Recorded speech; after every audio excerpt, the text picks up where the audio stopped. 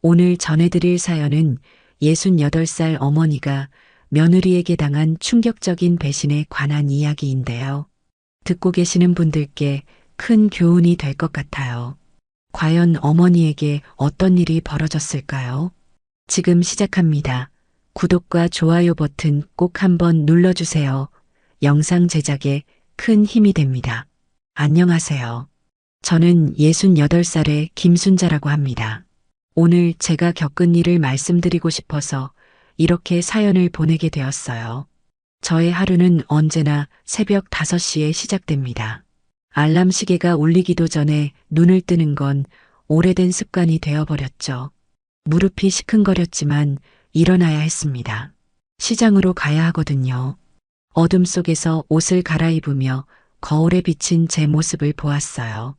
구부정해진 어깨, 깊게 패인 주름살, 그리고 굳어버린 손가락들이 세월의 무게를 말해주고 있었습니다.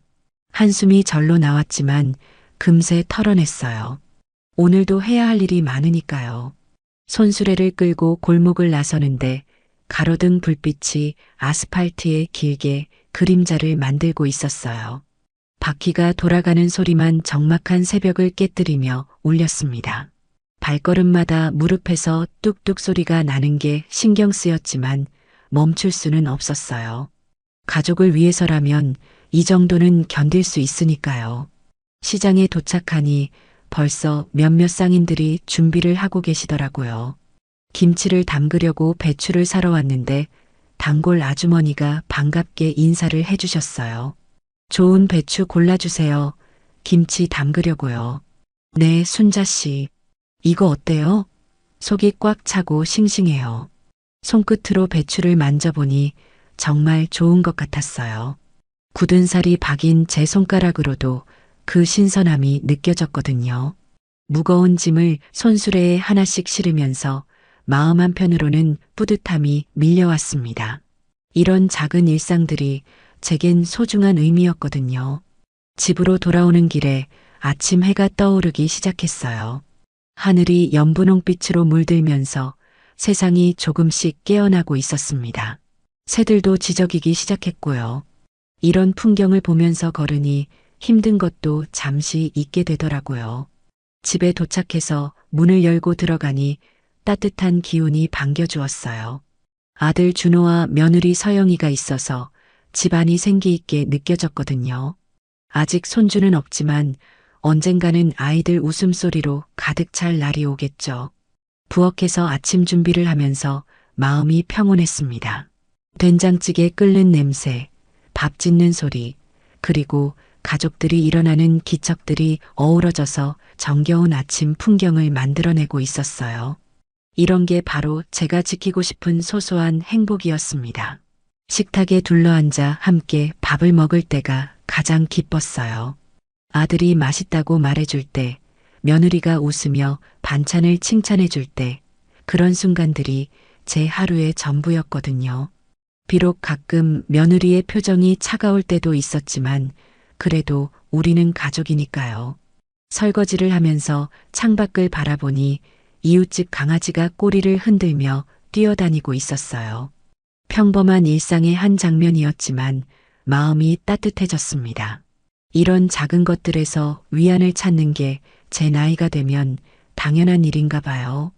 오후에는 빨래를 널고 집안을 정리했어요. 손놀림이 예전 같지 않아서 시간이 더 오래 걸렸지만 천천히 해나갔습니다. 며느리가 도와주면 좋겠지만 바쁘다고 하니 이해해야죠. 저녁 준비를 하면서 오늘도 무사히 하루가 지나간다는 생각이 들었어요. 별일 없이 평범하게 흘러가는 일상이 얼마나 소중한지 새삼 깨달았거든요. 가족들과 함께 저녁 식탁에 앉아 담소를 나누는 시간이 제겐 가장 행복한 순간이었습니다. 밤이 되어 잠자리에 누우면서 내일도 이런 평온한 하루가 이어지길 바랐어요. 작은 갈등이나 불편함이 있어도 결국 우리는 가족이니까 언젠가는 모든 게 좋아질 거라고 믿었거든요. 그런데 그때는 몰랐어요. 이런 평화로운 일상이 곧 깨질 거라는 걸요. 그 변화의 시작은 생각보다 빨리 찾아왔어요. 어느 날 오후 설거지를 마치고 방에서 쉬고 있는데 갑자기 며느리 이서영이 제 방문을 두드렸어요. 평소에는 조심스럽게 노크를 하던 며느리가 그날은 뭔가 다르더라고요. 문을 열어주니 얼굴이 새파랗게 질려 있었어요. 며느리의 눈빛이 이상했습니다. 평소 차분하던 표정과는 완전히 달랐어요. 마치 뭔가에 쫓기는 사람처럼 불안해 보였거든요. 손도 미세하게 떨리고 있었고요. 뭔가 큰일이 생겼구나 싶어서 가슴이 철렁 내려앉았어요. 어머니, 죄송하지만 급한 일이 생겨서 그러는데요. 혹시 돈을 좀 빌려주실 수 있을까요? 며느리의 목소리에서 다급함이 묻어났어요. 평소 저에게 높임말을 쓰긴 했지만 그날은 특히 조심스러워 보였거든요. 무릎을 꿇고 앉으면서 손을 비비는 모습을 보니 정말 절박한 상황인 것 같았어요. 얼마나 필요한데? 며느리가 머뭇거리더니 작은 목소리로 금액을 말했는데 제가 듣고는 깜짝 놀랐어요. 5천만 원이라니요. 제가 평생 모은 돈을 다 털어도 마련하기 어려운 금액이었거든요. 순간 머릿속이 하얘졌습니다. 며느리는 계속 말을 이었어요. 사업이 잘못되어서 빚이 생겼다고 은행 대출도 받고 사채까지 썼는데 이자가 눈덩이처럼 불어나고 있다고 했어요. 목소리가 점점 작아지면서 울음이 섞여 나왔죠. 제 마음도 복잡해졌어요. 며느리가 이렇게 어려운 상황에 있다는 걸 전혀 몰랐거든요. 가족이니까 도와주고 싶은 마음이 들기도 했어요. 그런데 동시에 뭔가 석연치 않은 기분도 들었습니다. 며느리의 평소 모습이 떠올랐어요. 비싼 옷을 즐겨 입고 명품 가방을 자주 바꿔 들고 다녔거든요. 미용실도 한 달에 2번씩은 다녔고요. 그럴 때마다 속으로 사치스럽다는 생각을 했던 게 사실이에요. 방 안 공기가 무거워졌습니다. 며느리는 제 대답을 기다리며 초조하게 손끝을 만지작거렸어요. 창밖에서는 바람이 나뭇잎을 흔드는 소리만 들렸고요.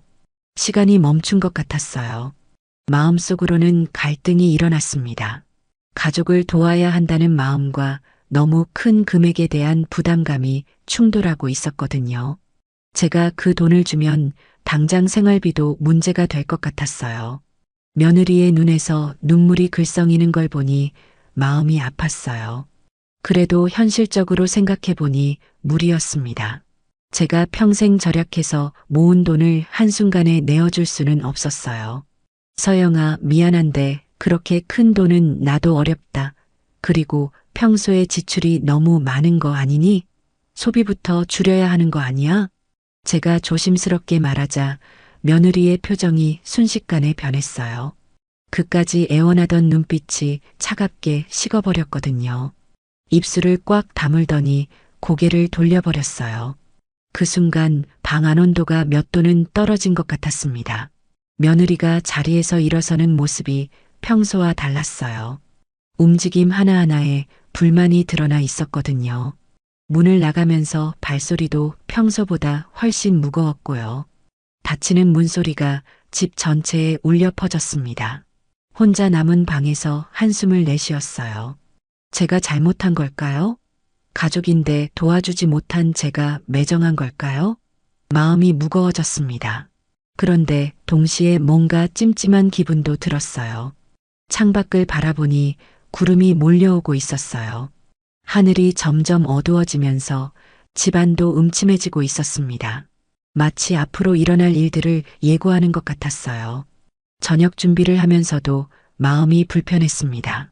며느리와 마주칠 생각을 하니 어떻게 해야 할지 모르겠더라고요. 평소처럼 자연스럽게 대할 수 있을까 싶었어요. 부엌에서 요리를 하는데 손끝이 떨렸어요. 며느리의 차가워진 표정이 계속 떠올랐거든요.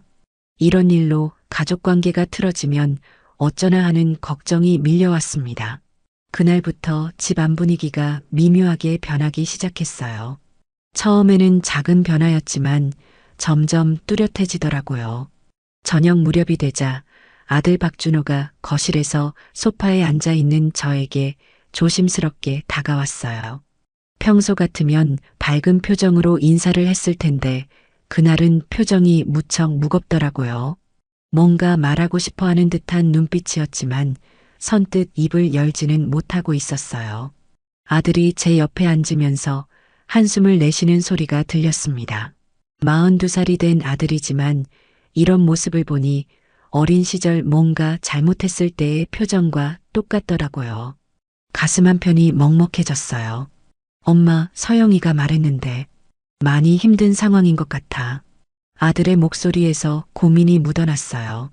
말끝을 흐리면서 제 눈치를 살피는 게 보였거든요. 며느리가 아들에게 이미 상황을 다 말한 모양이었어요. 아들도 저와 며느리 사이에서 난처한 입장이 되었겠구나 싶었습니다. 거실 한편에서는 며느리가 식탁에 앉아 휴대폰만 계속 만지작거리고 있었어요. 화면을 들여다보는 듯 했지만 실제로는 우리 대화를 듣고 있는 것 같았거든요. 표정은 무심한 듯 보였지만 어깨에 힘이 들어가 있는 게 느껴졌어요. 준호야, 엄마도 도와주고 싶은 마음은 있어. 그런데 그렇게 큰 돈은 정말 어려워. 제가 솔직하게 말하자 아들의 얼굴이 더욱 어두워졌어요. 눈썹을 찌푸리면서 고개를 떨구더라고요. 그 모습을 보니 마음이 아팠습니다. 아들도 며느리와 저 사이에서 어떻게 해야 할지 모르는 것 같았어요. 집안에 침묵이 흘렀습니다. 시계 초침 소리만 똑딱똑딱 울리고 있었고요. 평소 같으면 저녁 준비 소리, 텔레비전 소리로 시끄러웠을 텐데 그날은 너무 조용했어요. 공기가 무겁게 가라앉은 것 같았죠. 며느리가 휴대폰을 내려놓고 우리 쪽을 쳐다봤어요. 눈빛이 차가웠습니다. 평소 저를 대할 때와는 완전히 다른 시선이었거든요. 마치 원망하는 듯한 표정이었어요. 그 시선을 받으니 가슴이 답답해졌습니다. 아들이 다시 말을 꺼냈어요. 목소리가 더 작아져 있었고요. 며느리 눈치를 보면서 말하는 게 보였습니다. 평소 자신 있던 아들의 모습은 온데간데 없었어요. 그래도 가족인데 서로 도와가면서 살아야 하는 거 아닐까? 아들의 말에 가슴이 철렁했어요. 가족이니까 도와야 한다는 말 맞는 말이긴 했지만 왜 이렇게 부담스럽게 느껴지는 걸까요? 마치 제가 가족의 의무를 저버리는 사람처럼 취급받는 기분이었거든요. 억울함이 밀려왔어요. 제가 그동안 이 집을 위해 얼마나 많은 일을 해왔는데요. 새벽부터 시장에 나가서 장을 보고 집안일을 도맡아 하고 아들과 며느리를 위해서라면 뭐든지 해왔거든요. 그런데 이제 와서 큰 돈을 내놓지 않는다고 가족의 정이 없다는 식으로 말하니 섭섭했어요. 제 마음을 조금이라도 이해해 주려고 하지 않는 것 같았거든요. 창밖을 보니 해가 지고 있었어요. 노을이 지면서 하늘이 붉게 물들고 있었는데 왠지 마음이 더 쓸쓸해졌습니다. 어제까지만 해도 이런 풍경을 보면서 하루의 평온함을 느꼈는데 그날은 달랐어요. 며느리가 일어나더니 부엌으로 향했어요. 저녁 준비를 하는 건가 싶었는데 그냥 물만 한 잔 따라 마시고는 다시 자리로 돌아가더라고요. 움직임 하나하나가 평소와 달랐어요. 뭔가 화가 난 듯한 기색이 역력했습니다. 아들도 답답한 듯 머리를 극적였어요. 며느리와 저 사이에서 어정쩡한 입장이 된 게 힘든 모양이었어요. 그런 아들을 보니 미안한 마음도 들었지만 동시에 너무 서운하더라고요. 왜 아들은 제 입장을 먼저 생각해 주지 않을까요? 며느리 편만 들려고 하는 것 같아서 마음이 아팠습니다. 제가 키운 아들인데 이럴 때 엄마 마음을 조금이라도 헤아려 주면 좋을 텐데요. 저녁 식사 시간이 되었는데 아무도 준비를 하려고 하지 않았어요. 평소 같으면 제가 먼저 일어나서 밥상을 차렸을 텐데 그날은 왠지 그러고 싶지 않았거든요. 마음이 상해서 움직이기가 싫었어요. 그러나 결국 제가 부엌으로 향했습니다. 냄비 뚜껑을 여니 김이 모락모락 올라왔는데 평소 같으면 구수한 냄새에 기분이 좋아졌을 테지만 그날은 아무 감흥이 없었어요. 식탁에 밥상을 차리고 가족들을 불렀는데 분위기가 너무 어색했어요. 평소 같으면 오늘 있었던 일들을 이야기하며 웃음꽃이 피었을 텐데 그날은 숟가락 부딪히는 소리만 들렸거든요. 며느리는 밥을 먹으면서도 한마디 말이 없었어요. 반찬을 집을 때도 표정이 굳어 있었고요. 아들도 어색해하면서 자꾸 헛기침을 했습니다. 이런 분위기에서 밥맛이 날 리가 없었어요. 식사를 마치고 며느리가 설거지를 하겠다고 했는데 평소와는 다른 톤이었어요. 마지못해 하는 듯한 느낌이었거든요. 그 모습을 보니 더 마음이 무거워졌습니다. 그날 밤 잠자리에 누워서도 계속 생각이 났어요. 제가 정말 잘못한 걸까요? 가족을 도와주지 못하는 제가 매정한 사람인 걸까요? 마음이 복잡했습니다. 이런 일로 가족 관계가 멀어지면 어떻게 하나 싶어서 불안했어요. 그런데 동시에 너무 큰 부담을 지는 것 같아서 억울한 마음도 들었거든요. 천장을 바라보면서 한숨을 내쉬었어요. 내일은 어떻게 될까요? 이 어색한 분위기가 언제까지 계속될까요? 잠이 좀처럼 오지 않았어요. 그 이후로 집안에서 제자리가 점점 작아지는 것 같은 기분이 들기 시작했어요. 돈을 거절한 그 다음 날부터 며느리의 태도가 완전히 달라졌거든요. 아침에 일어나서 인사를 해도 대답이 짧았어요. 예전에는 밝은 목소리로 안녕히 주무셨어요 하며 웃어주던 며느리였는데 그날부터는 고개만 살짝 끄덕일 뿐이었습니다. 평소 같으면 제가 아침 준비를 할 때 도와주겠다고 나서곤 했는데 그날 아침에는 방에서 나오지도 않더라고요. 혼자서 밥을 하고 반찬을 준비하는데 부엌이 너무 적막했어요. 예전에는 며느리와 이런저런 이야기를 나누며 함께 준비했었는데요. 아침 식사 때 분위기도 어색했습니다. 며느리가 식탁에 앉아 있긴 했지만 표정이 굳어 있었어요. 밥을 먹으면서도 한 번도 제 쪽을 보지 않았거든요. 마치 투명인간 취급하는 것 같았어요. 어머니, 김치가 너무 짜네요. 며느리가 갑자기 던진 말에 깜짝 놀랐어요. 평소 같으면 맛있다고 칭찬해주던 김치였거든요.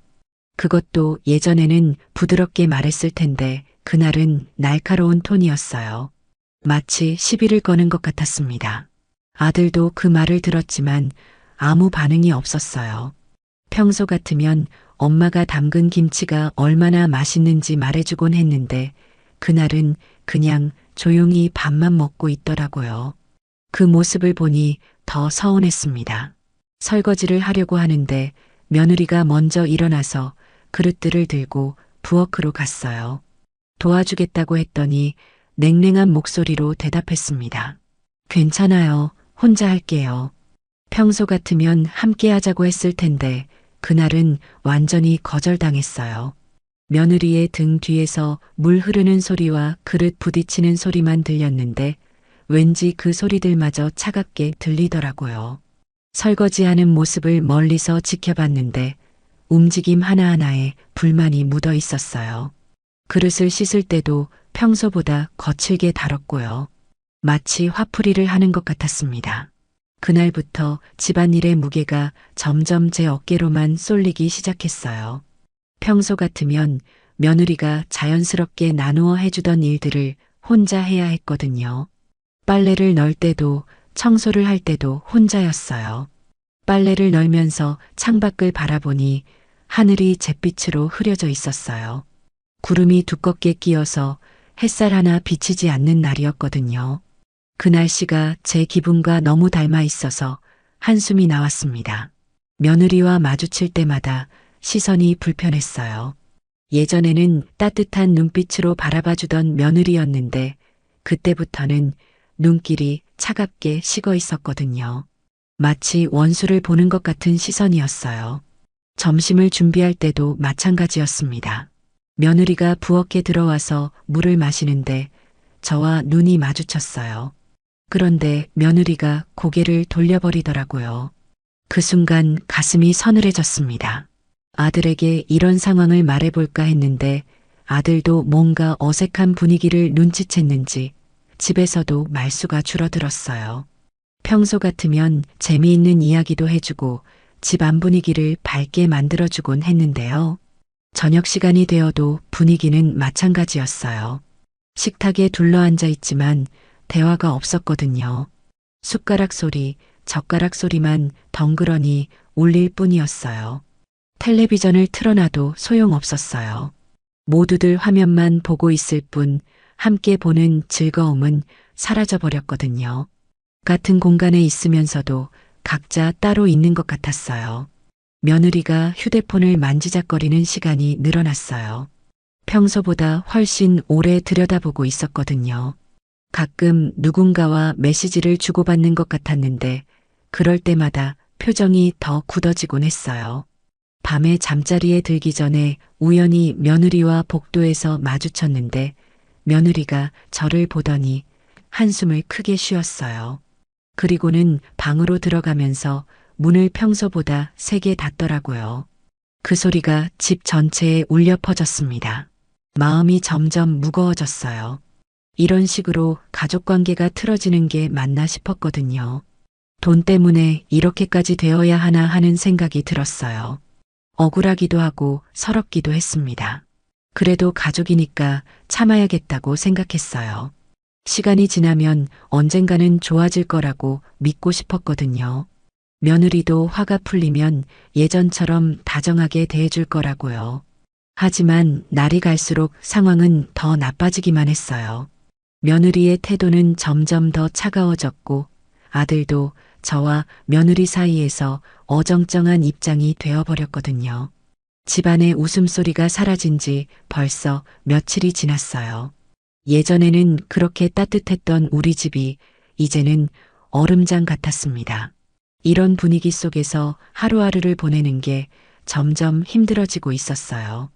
그런데 이런 상황이 더 심각해질 줄은 그때는 몰랐습니다. 정말 상상도 못했던 일이 벌어졌거든요. 그날은 특히 날씨가 흐렸어요. 오후 4시쯤 되었나 집에서 혼자 텔레비전을 보고 있었는데 갑자기 휴대폰이 울렸습니다.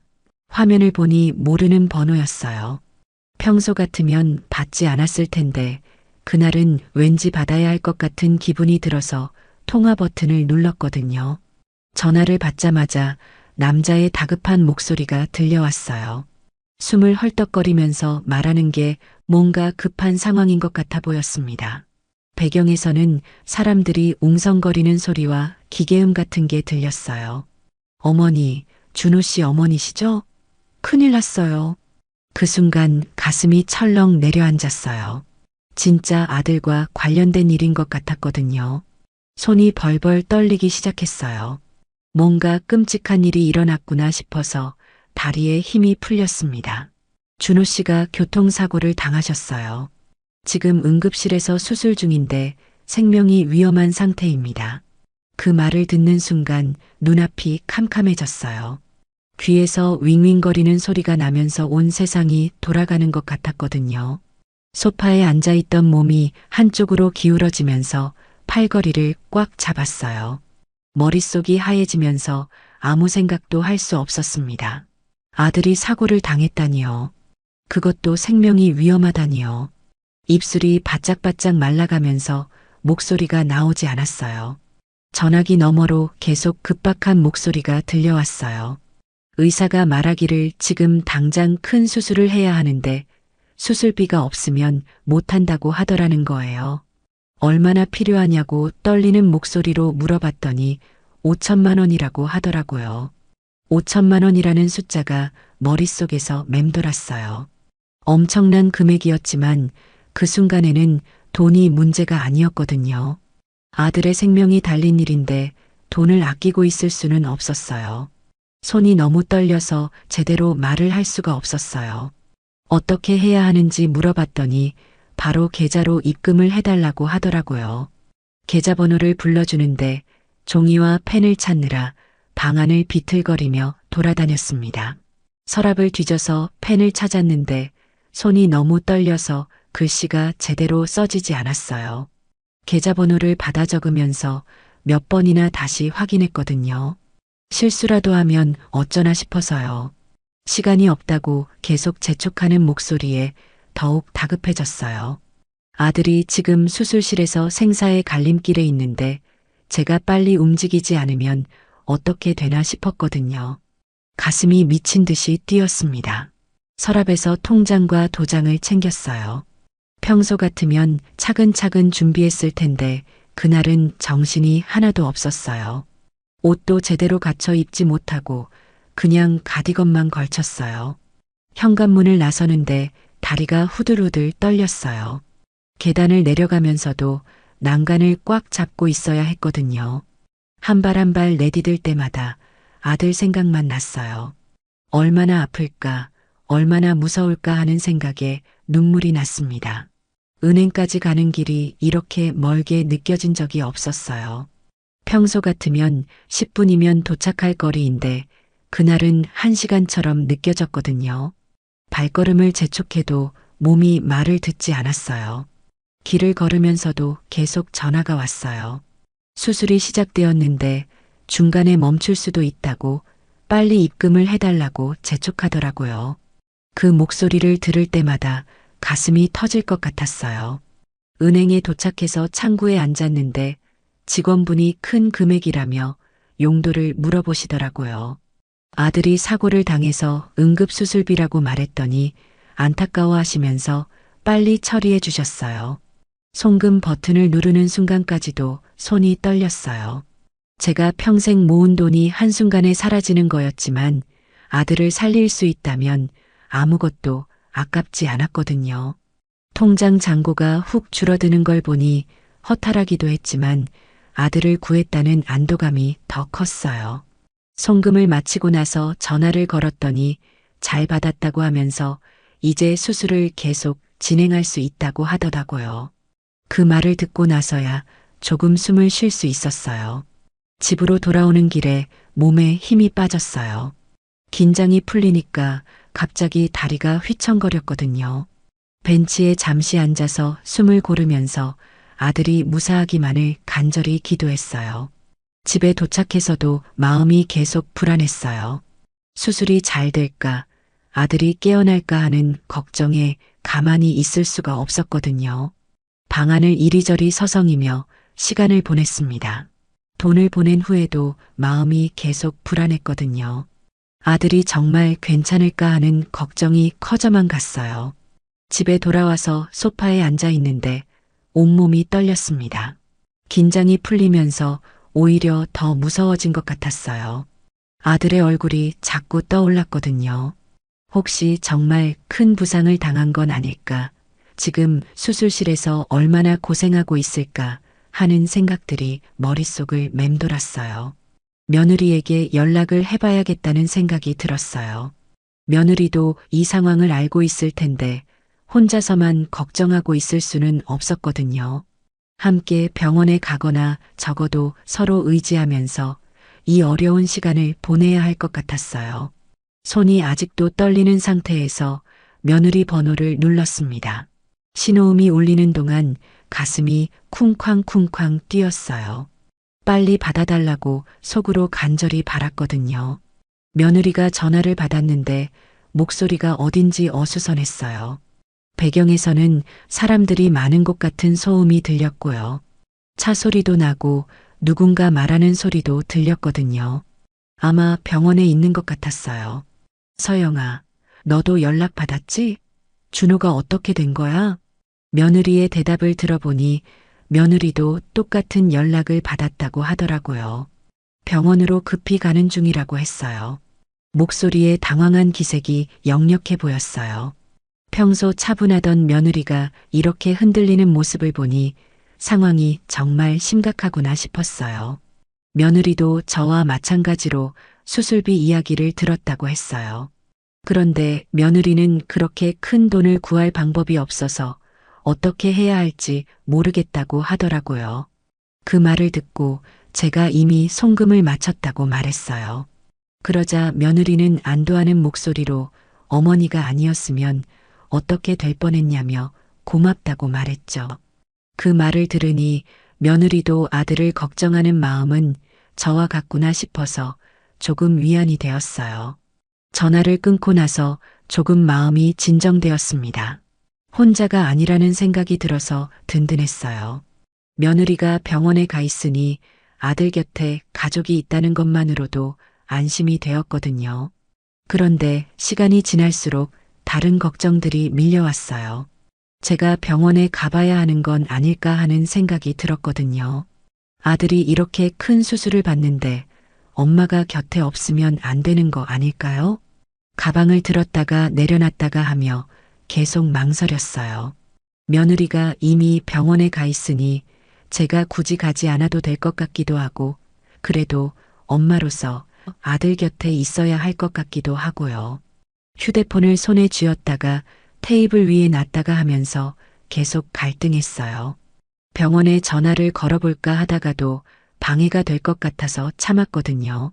이런 상황에서 어떻게 해야 하는지 모르겠더라고요. 방안을 이리저리 걸어다니면서 시간을 보냈어요. 벽시계 시침은 느리게 움직이는 것 같고, 한 시간이 하루처럼 길게 느껴졌어요. 수술이 언제 끝날까, 결과는 어떨까 하는 생각들이 머릿속을 떠나지 않았습니다. 창밖을 바라보니 해가 지고 있었어요. 붉은 노을이 하늘을 물들이고 있었는데 평소 같으면 아름답다고 생각했을 풍경이 그날은 왠지 불길하게 보였습니다. 마치 무슨 나쁜 일이 일어날 것 같은 예감이 들었어요. 소파에 앉아서 텔레비전을 켜봤지만 집중이 안 되었어요. 아들 생각만 계속 났어요. 어릴 때 다쳤을 때 울면서 엄마를 찾던 모습, 학교에서 돌아와 맛있게 밥 먹던 모습들이 주마등처럼 지나갔습니다. 테이블 위 메모지를 보니 계좌번호가 땀에 젖어서 번져 있었어요. 그때 얼마나 급했던지 그 종이를 보니 다시 그때의 다급했던 마음이 떠올랐어요. 부엌에 가서 물을 마시려고 했는데 손이 아직도 떨려서 컵을 제대로 잡을 수가 없었어요. 물을 따르면서도 자꾸 흘렸어요. 신경이 예민해져서 작은 소리에도 깜짝깜짝 놀랐습니다. 다시 며느리에게 전화를 걸어볼까 했다가 참았어요. 병원에서 바쁠 텐데 자꾸 방해하면 안 될 것 같았거든요. 소식이 궁금해서 미칠 것 같았지만요. 저녁 시간이 되었는데 밥을 먹을 기분이 아니었어요. 목구멍으로 넘어가지 않을 것 같았거든요. 그냥 차라도 한 잔 마시면서 기다리기로 했어요. 차를 끓이면서도 계속 시계만 쳐다봤어요. 수술이 몇 시간이나 걸리는 걸까요? 복잡한 수술이라고 했으니 오래 걸릴 수도 있겠구나 싶었어요. 기다리는 시간이 이렇게 길게 느껴질 줄은 몰랐습니다. 밤이 되어도 연락이 없었어요. 혹시 수술이 아직도 진행 중인 건 아닐까 하는 생각에 더욱 불안해졌거든요. 아니면 나쁜 소식이라서 말하기 어려운 건 아닐까 하는 무서운 생각도 들었어요. 그때 현관문 열리는 소리가 들렸어요. 제가 얼마나 예민해져 있었는지 그 작은 소리에도 벌떡 일어나지더라고요.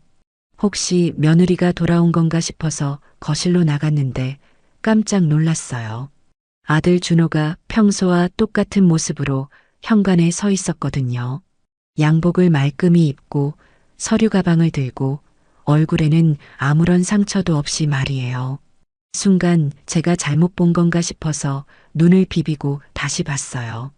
그런데 정말 아들이었어요. 멀쩡한 모습으로 서 있는 아들을 보니 머릿속이 하얘졌습니다. 정말 이게 무슨 일인가 싶었죠.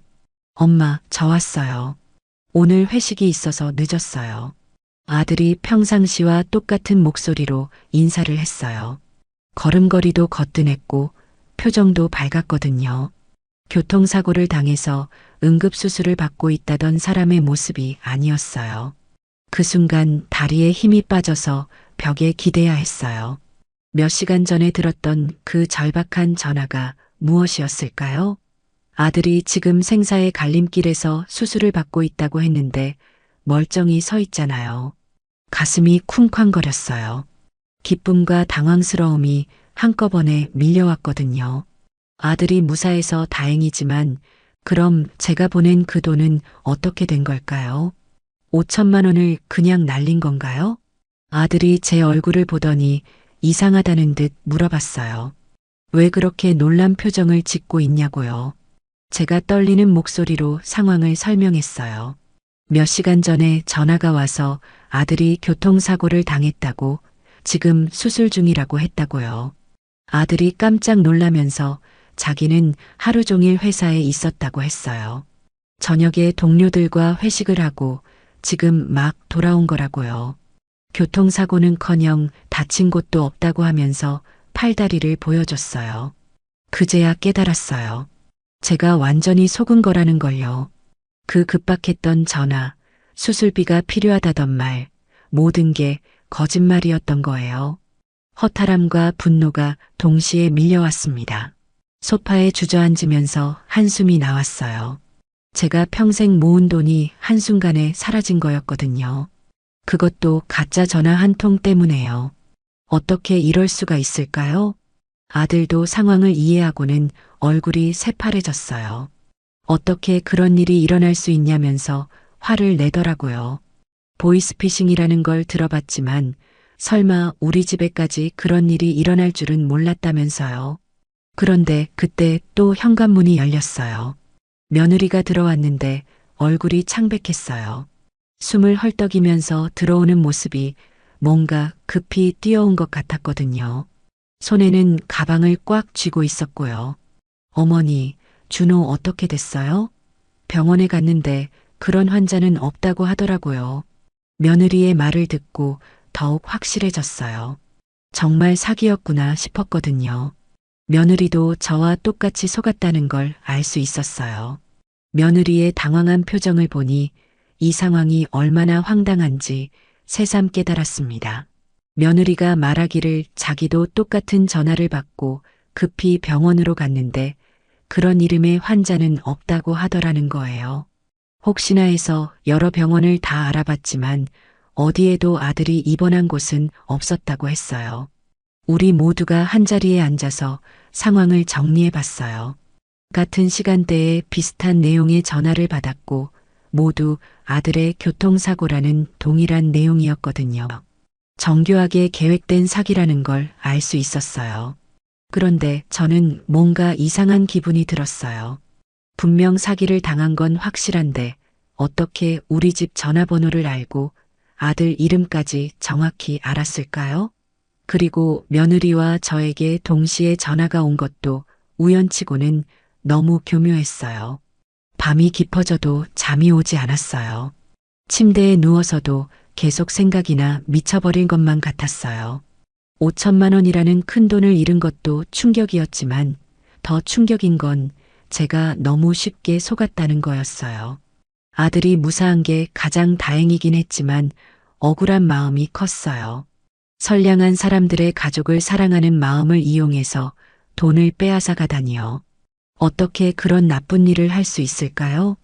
다행히 며느리는 돈을 송금하지 않았다는 안도감이 들더라고요.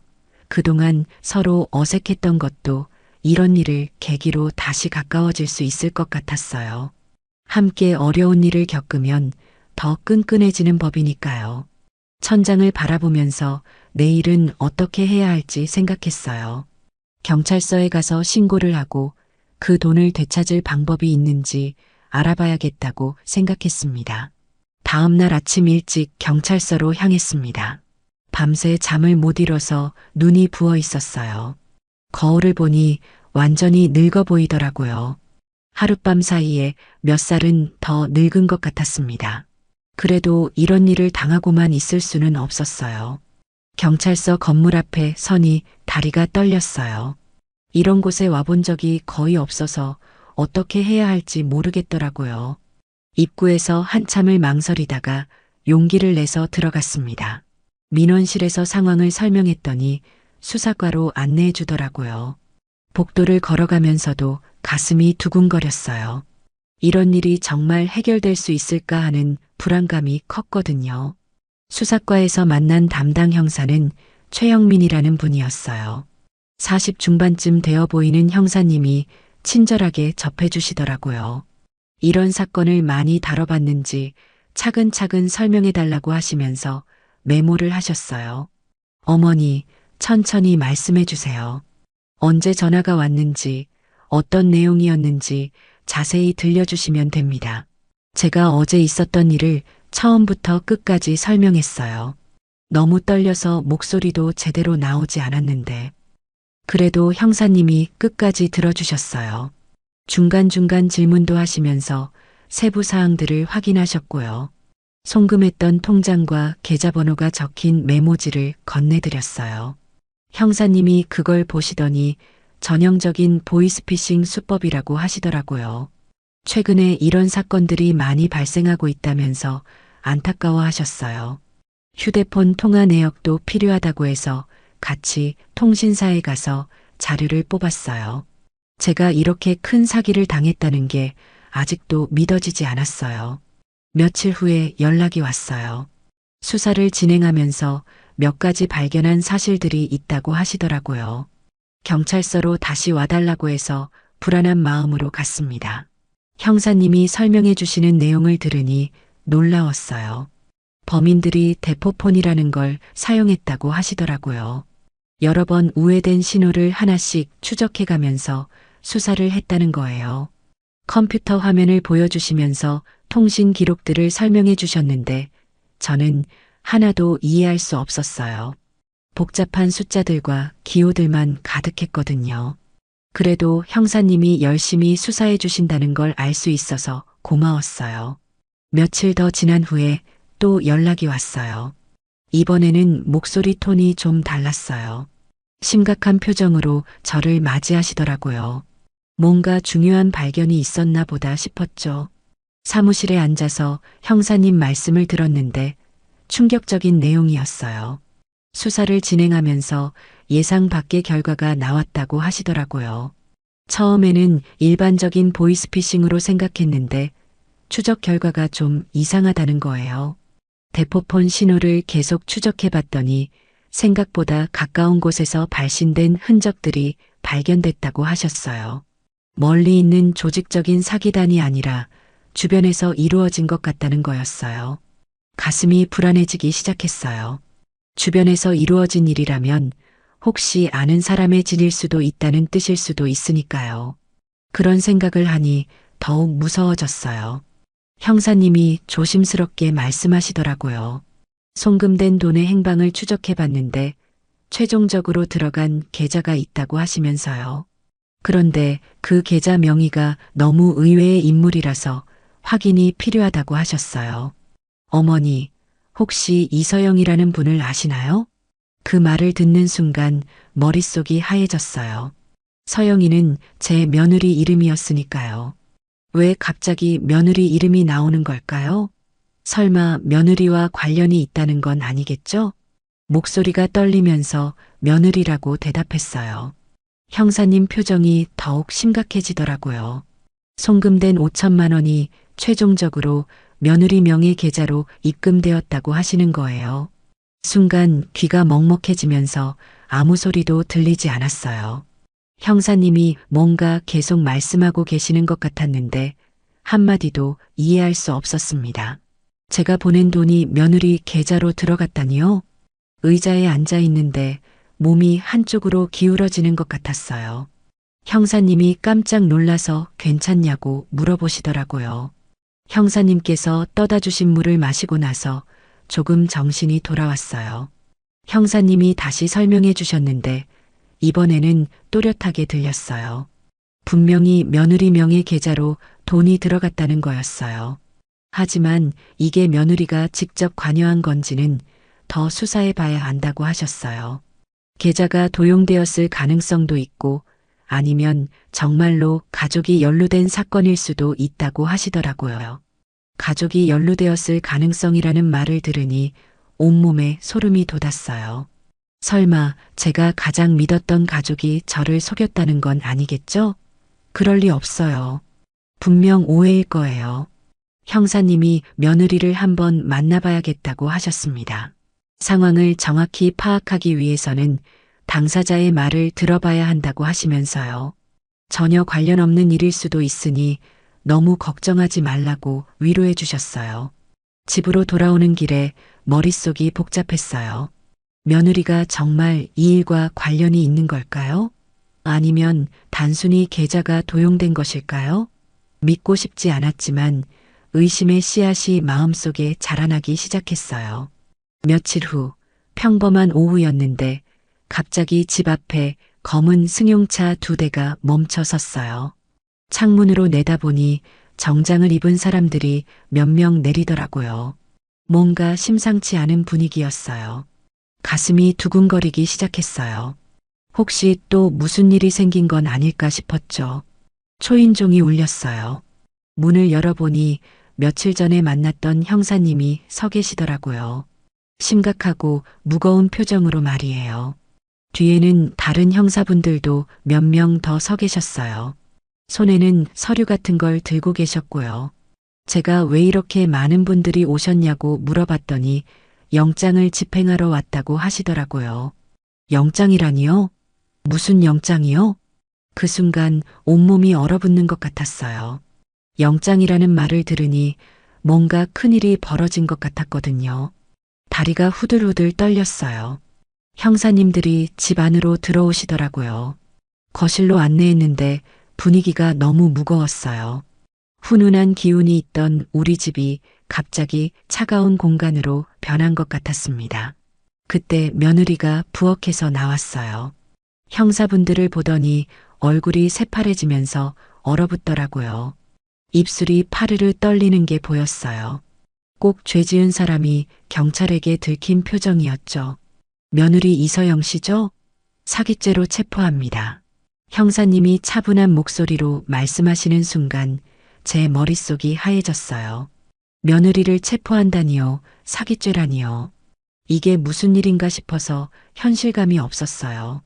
며느리가 그 자리에서 주저앉을 뻔하더라고요.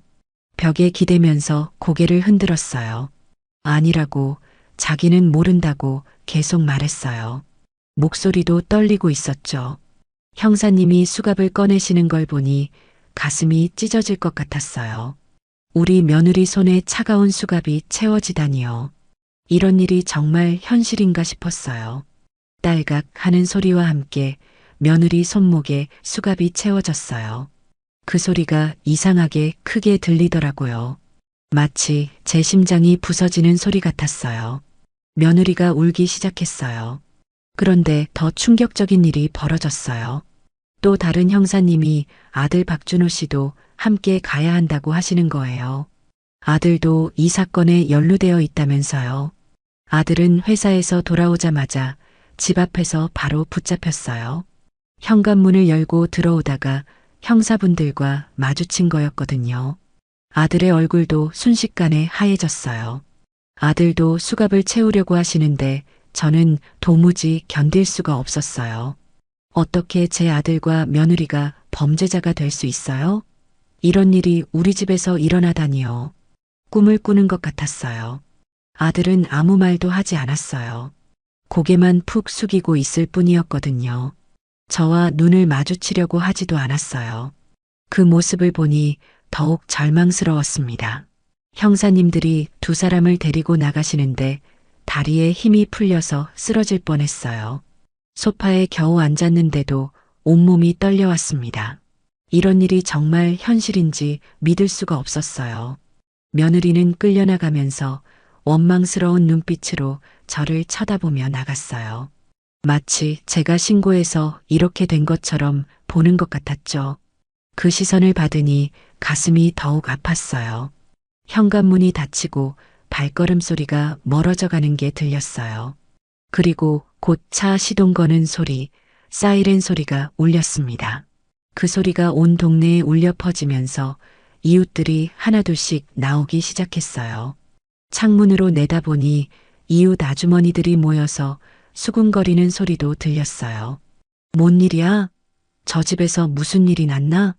우리 집에서 사람이 체포되어 나갔다는 소식이 순식간에 퍼져나가는 것 같았어요. 정말 나쁘끄러워서 쥐구멍이라도 숨고 싶은 심정이었죠. 경찰차가 떠나가는 모습을 보면서 무릎이 꺾였어요. 거실 바닥에 주저앉으면서 가슴을 움켜쥐었습니다.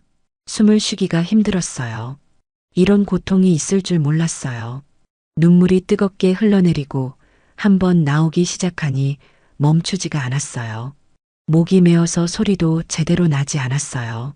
그냥 흐느끼기만 했어요. 제가 가장 사랑했던 아들과 며느리가 범죄자가 되어 끌려가다니요. 그것도 저를 속이고 제 돈을 훔쳐간 죄로요. 어떻게 이런 일이 일어날 수 있을까요? 혼자 남은 집은 시계 소리만 똑딱거리고 있을 뿐 너무 조용했어요. 평소 같으면 아들과 며느리의 목소리, 텔레비전 소리로 시끄러웠을 텐데요. 바닥에 앉은 채로 한참을 울었어요. 온몸에 힘이 빠져서 일어날 수도 없었거든요. 누가 제 가슴에 난도질을 하는 것만 같았습니다. 이웃들의 시선이 무서워서 창문도 제대로 볼 수 없었어요. 이제 동네에서 저를 어떤 시선으로 바라볼까요? 범죄자 아들을 키운 비운의 어머니로 볼까요? 그날 밤은 정말 길었습니다. 잠을 한숨도 이루지 못하고 새벽을 맞았거든요. 며칠 후에 경찰서에서 연락이 왔어요. 수사가 끝났으니 와서 결과를 들어보라고 하시더라고요. 무거운 마음으로 경찰서에 갔는데 형사님의 표정이 착잡해 보였어요. 뭔가 말하기 어려운 내용인 것 같았습니다. 조사실에 앉아서 들은 형사님의 말씀은 정말 충격적인 내용들이었어요. 처음부터 끝까지 계획을 세우고 실행한 주도자가 바로 며느리였다는 사실이요. 아들도 여기에 가담했다고 했어요. 며느리 혼자 할 수 있는 일이 아니라 두 사람이 함께 저를 속인 거라고요. 그 말을 듣는 순간 가슴이 무너져 내리는 것 같았어요. 며느리가 사채로 인해 많은 빚을 지게 되었고 그걸 어떻게든 해결하려다 보니 이런 극단적인 선택을 하게 되었다는 거예요. 형사님이 설명해 주시는 걸 들어보니 정말 치밀하게 계획된 범행이었어요. 며느리가 대포폰을 구해서 가짜 병원 직원인 척 저에게 전화를 걸었고 동시에 저를 안심시키기 위해 자기에게도 전화가 온 것처럼 연기를 했다는 거예요. 정말 소름 끼치는 연기력이었어요. 송금된 돈은 바로 며느리 계좌로 들어갔고 그걸 빚 갚는데 사용했다고 하더라고요. 모든 증거가 명확하게 남아 있어서 부인할 수 없는 상황이었다고 했어요. 아마 범행이 들키게 되더라도 우리가 가족인데 설마 깜빵에 보내겠어 라고 생각했을까요? 형사님이 조사 과정에서 있었던 일들도 말해주셨어요. 며느리를 신문하니 처음에는 억울하다고 계속 부인하다가 증거들을 하나씩 제시하니까 결국 자백했다 하네요. 형사님이 조심스레 전해주신 며느리가 한 말은 정말 충격적이었어요. 며느리가 경찰서에서 소리를 지르며 어머니가 처음부터 돈을 빌려줬으면 이런 일은 없었을 거예요. 라고 말하더랍니다. 자기가 잘못했다 인정하고 반성하기는커녕 거기서 제 탓을 했다는 거예요. 제가 돈을 안 빌려줘서 이런 극단적인 방법을 썼다고 하면서요. 그 말을 들으니 온몸에 힘이 빠졌어요. 범죄를 저지르고도 피해자인 저를 원망하다니 어떻게 그런 생각을 할 수 있을까요? 억울함과 분노가 동시에 치밀어 올랐어요.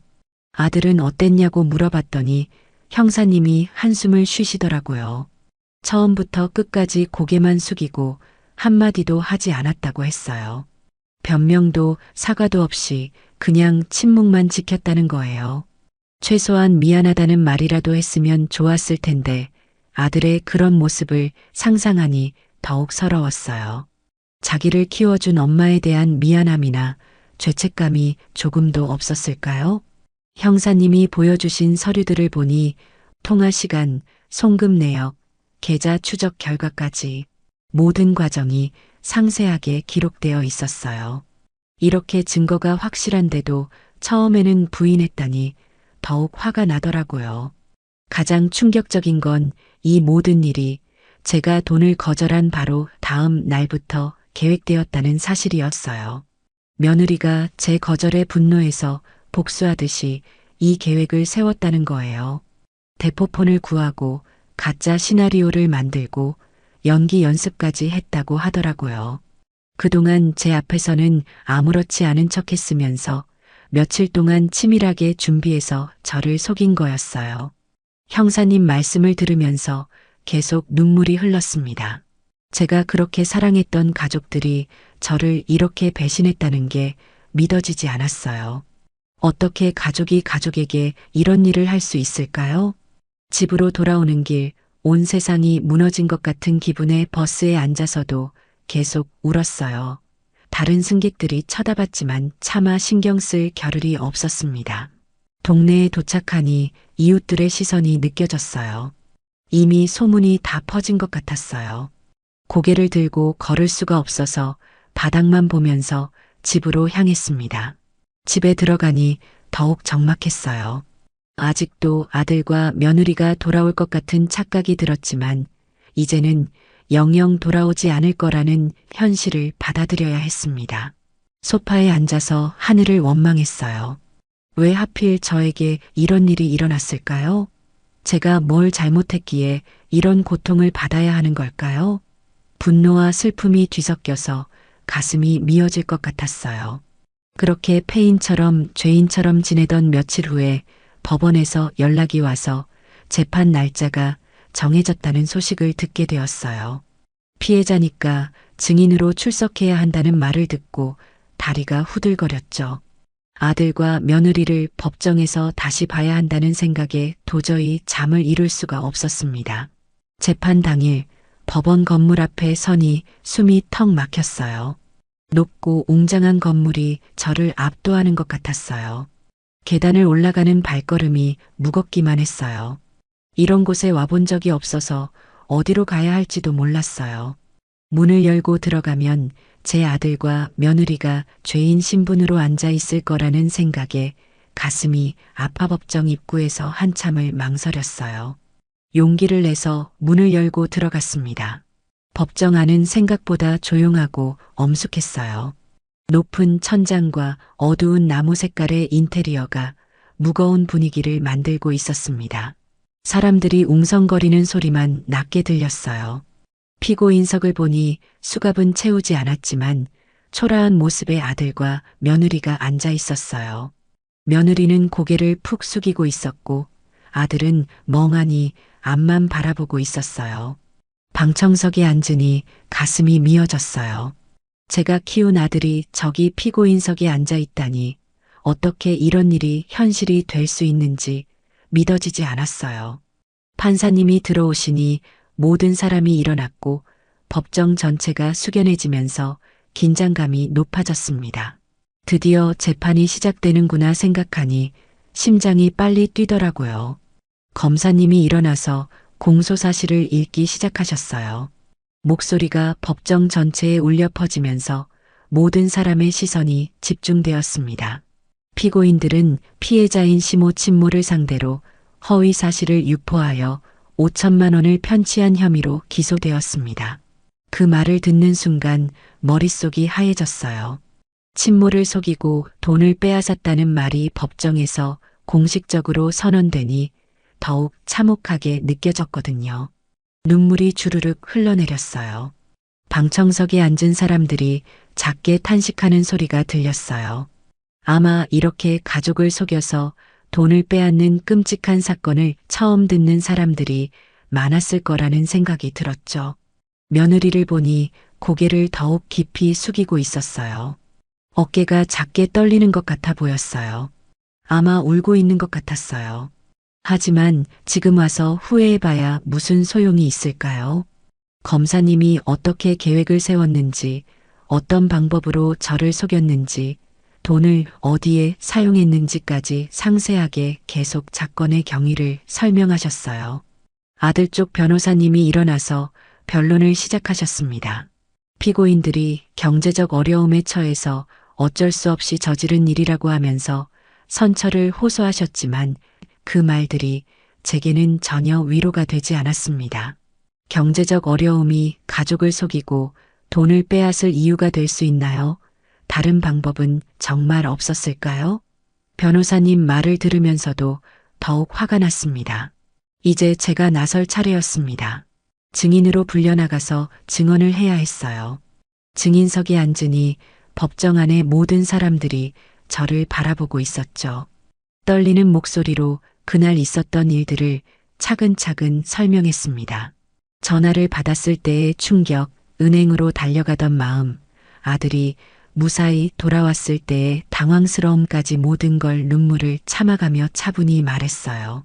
며느리와 아들을 바라봤는데 두 사람 모두 저를 쳐다보지 못하고 있었어요. 특히 아들은 완전히 고개를 돌리고 있었는데 그 모습을 보니 더욱 서러워지더라고요. 증언을 마치고 자리로 돌아와서도 계속 가슴이 두근거렸어요. 이제 판사님이 어떤 판결을 내리실지 기다리는 시간이었거든요. 법정 안이 조용해지면서 긴장감이 최고조에 달했어요. 판사님이 엄숙하고 단호한 목소리로 판결을 선고하기 시작하셨어요. 법정 안의 모든 사람이 숨죽이며 들었습니다. 피고인 이서영에게 징역 3년을 선고하고 피고인 박준호에게 징역 2년을 선고한다. 그 말을 들은 순간 며느리가 소리를 내어 울며 주저앉았어요. 아들은 그대로 굳어 있었지만 손이 떨리는 게 보였어요. 실형이라니. 제 아들과 며느리가 죄수가 되어 철창 신세를 지게 된 거였어요. 상상도 하기 싫은 일이 현실이 되어버렸습니다. 법정에서 나오면서 다리가 휘청거려 복도에서 한참을 벽에 기대어 서 있어야 했습니다. 이런 결말을 맞게 될 줄 누가 알았을까요? 법원 밖으로 나오니 마치 제 마음을 대변해주는 듯 하늘이 잿빛으로 흐려져 있었어요. 찬바람이 불어와서 몸을 움츠렸어요. 집으로 돌아가는 버스 안에서도 계속 재판 장면이 떠올랐어요. 아들과 며느리가 끌려나가는 모습, 며느리가 주저앉으며 우는 모습, 아들이 고개를 들지 못하던 모습들이 눈앞을 어른거렸습니다. 동네에 도착하니 이미 재판 결과까지 소문이 났는지 이웃들의 시선이 더욱 따가웠어요. 어떤 아주머니는 저를 보더니 고개를 돌리기도 했어요. 정말 부끄러워 어찌할 바를 모르겠더라고요. 현관문을 열고 집에 들어가니 적막함이 저를 덮쳤어요. 불을 켜도 여전히 어두운 것 같았어요. 아들과 며느리가 있을 때는 이렇게 조용하지 않았는데 이제는 정말 혼자였어요. 거실에 앉아서 주변을 둘러봤어요. 아들이 앉던 소파, 며느리가 휴대폰을 보던 자리, 함께 밥을 먹던 식탁까지 모든 것이 그대로 있는데 웃음소리는 사라져버리고 빈 공간만 남았어요. 배신감이라는 게 이런 건가 봐요. 가슴 한가운데가 텅 비어 있는 것 같았어요. 제가 가장 사랑했던 사람들이 저를 이렇게 속였다는 사실이 아직도 믿어지지 않았어요. 며칠 후에 이웃인 김씨 아주머니가 찾아왔어요. 걱정된다면서 안부를 물어보시더라고요. 그동안 많이 힘들었을 거라면서 위로의 말씀도 해주셨죠. 순자 씨, 너무 자책하지 말아요. 당신 잘못이 아니에요. 고마운 말씀이었지만 마음이 위로되지는 않더라고요. 아무리 좋은 말을 들어도 속에서 우러나는 아픔은 어쩔 수 없었거든요. 그래도 이웃의 따뜻한 마음은 정말 감사했어요. 다른 이웃분들도 가끔씩 찾아와서 안부를 물어봤어요. 어떤 분은 반찬도 갖다 주시고 어떤 분은 그냥 말동무라도 해드리겠다면서 앉아 계시기도 했죠. 정말 감사했지만 공허한 마음을 채우기에는 부족했어요. 혼자 있는 시간이 길어지니 생각이 많아졌어요. 어디서부터 잘못되었을까? 제가 다르게 행동했다면 이런 일이 벌어지지 않았을까 하는 후회들이 밀려왔습니다. 하지만 후회한다고 달라질 건 없었어요. 이미 벌어진 일이고 아들과 며느리는 감옥에 있고 저는 혼자 남았어요. 현실을 받아들여야 했어요. 며칠 후 용기를 내서 예전처럼 새벽 일찍 일어나서 손수레를 끌고 다시 시장에 나갔어요. 집에만 있으면 우울한 생각만 계속 들어서 견디기 어려웠거든요. 시장 가는 길이 예전 같지 않았어요. 발걸음이 무겁고 손수레를 끄는 것도 힘들었거든요. 나이가 들어서 그런지 아니면 마음이 상해서 그런지 몸이 말을 잘 듣지 않았어요. 단골 가게 아주머니들은 저를 보더니 안타까워 하셨어요. 소문을 다 아시는 것 같았어요. 그래도 예전처럼 반갑게 대해주셔서 고마웠어요. 좋은 배추 좀 골라주세요. 시장에서 장을 보는 제 모습은 예전과 똑같았지만 마음만은 완전히 달랐습니다. 이제는 가족을 위해서가 아니라 저 혼자 살기 위해서 장을 보는 거였어요. 무거운 짐을 손수레에 실으면서 이를 악물었어요. 이런 상황에서도 살아가야 하니까요. 포기할 수는 없었어요. 아직 두 다리가 멀쩡하고 두 손이 성이 있으니까요. 집으로 돌아오는 길에 하늘을 올려다봤어요. 구름이 걷히면서 해가 살짝 얼굴을 내밀고 있었거든요. 따뜻한 햇살이 얼굴에 닿으니 조금이나마 위안이 되었어요. 혼자서 밥을 해 먹고 혼자서 설거지를 하고 혼자서 빨래를 하는 일상이 시작되었어요. 외롭고 쓸쓸했지만 그래도 해나갔어요. 제가 포기하면 정말 끝이니까요. 밤이 되면 특히 외로웠어요. 혼자 보는 텔레비전은 재미가 없었거든요. 가끔 아들과 며느리가 돌아올 것 같은 착각이 들기도 했어요. 거짓말 같은 희망을 품기도 했어요. 혹시 꿈이었으면 좋겠다. 아침에 일어나면 아들과 며느리가 멀쩡히 있을 것 같다는 생각들이요. 하지만 현실은 냉정했어요. 그래도 살아야 한다는 의지만큼은 꺾이지 않았어요. 다시는 누구에게도 속지 않겠다는 다짐도 마음속 깊이 새겼거든요. 이런 고통을 또 겪을 수는 없으니까요. 창밖을 보면서 내일은 또 어떤 하루가 될까 생각했어요. 외롭고 힘들겠지만 그래도 견뎌내야 할 하루들이 남아 있었어요. 용기를 내서 하루하루를 버텨나가야 했어요. 지금도 가끔 아들과 며느리가 돌아와서 함께 밥을 먹는 꿈을 꿔요. 깨고 나면 현실이 더 쓸쓸하게 느껴지지만 그래도 살아가고 있어요. 이웃분들이 가끔 안부를 물어봐 주시고 단골 아주머니들도 예전처럼 따뜻하게 대해주시니 세상에 나쁜 사람만 있는 건 아니구나 싶어서 위안이 되더라고요. 돈은 되돌려받지 못했어요. 가족도 곁에 없어요. 하지만 그렇다고 제가 주저앉을 수는 없잖아요. 68이지만 아직 두 다리로 걸을 수 있고 두 손으로 일할 수 있어요. 혼자서도 충분히 살아갈 수 있습니다. 며칠 전에는 동네 반찬 가게에서 일할 자리를 구했어요. 하루 종일 서서 일하느라 허리가 쑤시지만 그래도 내 힘으로 번 돈으로 밥을 먹으니 마음이 든든해요. 이제는 누구에게도 속지 않고 제 힘으로 씩씩하게 살아갈 겁니다. 비록 가족을 잃었지만 제 삶은 끝나지 않았습니다. 저는 오늘도 새벽에 일어나 일을 나가고 또 내일을 살아갈 겁니다. 힘들지만 포기하지 않을 거예요. 이 나이에 이런 일을 겪었지만 그래도 꿋꿋하게 살아야죠. 어쩌면 제 이야기가 누군가에게 작은 힘이 될 수도 있으니까요. 지금까지 순자 할머니의 사연이었습니다. 가족에게 큰 아픔을 겪으셨지만 거기서 무너지지 않고 다시 일어서시는 모습이 참 큰 울림을 주네요.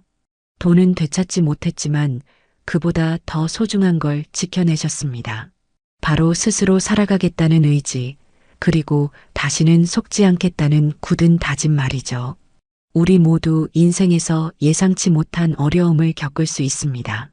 하지만 오늘 사연처럼 결국 우리를 지켜주는 건 내 두 다리와 두 손, 그리고 살아가겠다는 마음가짐이 아닐까 싶습니다. 할머니의 씩씩한 모습처럼 지금 힘든 시간을 보내고 계신 분들도 포기하지 않으셨으면 좋겠습니다. 작은 한 걸음이라도 내디딜 때 새로운 내일이 열릴 테니까요. 순자 할머니에게 위로의 댓글 남겨주세요. 큰 힘이 될 거예요. 구독과 좋아요 버튼 꼭 눌러주시고 오늘도 함께 해주셔서 감사합니다.